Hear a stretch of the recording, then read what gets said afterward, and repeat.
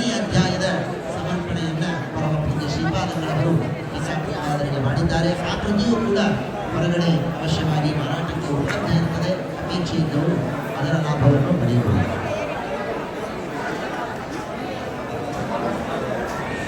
ಇವೂ ಕೂಡ ದೇವರು ವಿಶೇಷವಾಗಿ ಅನುಗ್ರಹವನ್ನು ಮಾಡಲಿ ಎಂಬುದಾಗಿ ಈ ಸಂದರ್ಭದಲ್ಲಿ ತಿಳಿಸ್ತೇವೆ.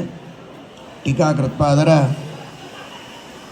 ಆರಾಧನೆಯ ದಿನ ನೀವೆಲ್ಲ ಬಂದಂತಹ ಭಗವದ್ಭಕ್ತರು ಟೀಕಾಕೃತ್ಪಾದರ ಆರಾಧನೆಯ ಈ ದಿನ ದೃಢವಾದ ಶುಭ ಸಂಕಲ್ಪವನ್ನು ಮಾಡಿ, ಶ್ರೇಷ್ಠವಾದ ಮುಹೂರ್ತ, ಪವಿತ್ರವಾದ ದಿನ, ದೊಡ್ಡ ಸನ್ನಿಧಾನ, ಅಕ್ಷೋಭ್ಯ ತೀರ್ಥರು, ಟೀಕಾಕೃತ್ಪಾದರು, ರಘುನಾಥ ತೀರ್ಥರೇ ಮೊದಲಾದ ಜ್ಞಾನಿಗಳ ಸನ್ನಿಧಾನ, ಮೂಲರಾಮ ದಿಗ್ವಿಜಯರಾಮ ವೇದವ್ಯಾಸದೇವರ ವಂಶರಾಮ ಪ್ರಸನ್ನ ವಿಠ್ಠಲದೇವರ ಸನ್ನಿಧಾನ.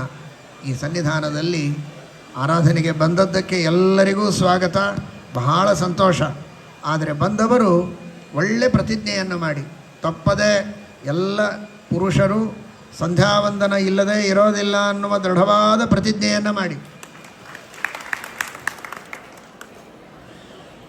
ನಿತ್ಯದಲ್ಲಿ ಸಂಧ್ಯಾವಂದನವನ್ನು ಪುರುಷರು ತಪ್ಪದೆ ಮಾಡಬೇಕು. ಸ್ತ್ರೀಯರು, ವಿವಾಹಿತರಾದವರು ಗುರುಮಂತ್ರದ ಜಪವನ್ನು ಅನೇಕರು ಉಪದೇಶ ಪಡೆದುಕೊಂಡಿರ್ತಾರೆ. ಕೆಲವರು ಅಂದ್ಕೊಂಡದ್ದು ಬಂದಾಗೆಲ್ಲ ಮುದ್ರಾಧಾರಣೆ ಮಾಡಿಸಿಕೊಳ್ಳೋ ಹಾಗೆ ಉಪದೇಶ ತೆಗೆದುಕೊಂಡು ಹೋಗ್ತಾ ಇರಬೇಕು ಅಂತ. ಉಪದೇಶ ತೆಗೆದುಕೊಂಡು ಮರೆಯೋದಕ್ಕಲ್ಲ, ಅದನ್ನು ಜಪ ಮಾಡೋದಕ್ಕೆ.